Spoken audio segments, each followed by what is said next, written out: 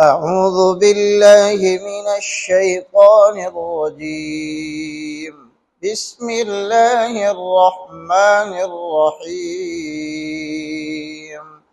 وإذ استسقى موسى لقومه فقلنا اضرب بعصاك الحجر فانفجرت منه 12 عينا قد علم كل أناس مشربهم كلوا واشربوا من رزق الله ولا تعثوا في الأرض مفسدين.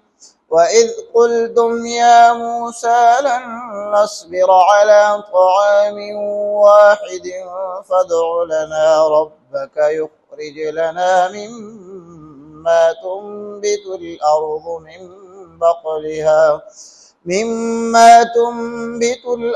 من بقلها وقثائها وفومها وعدسها وبصلها.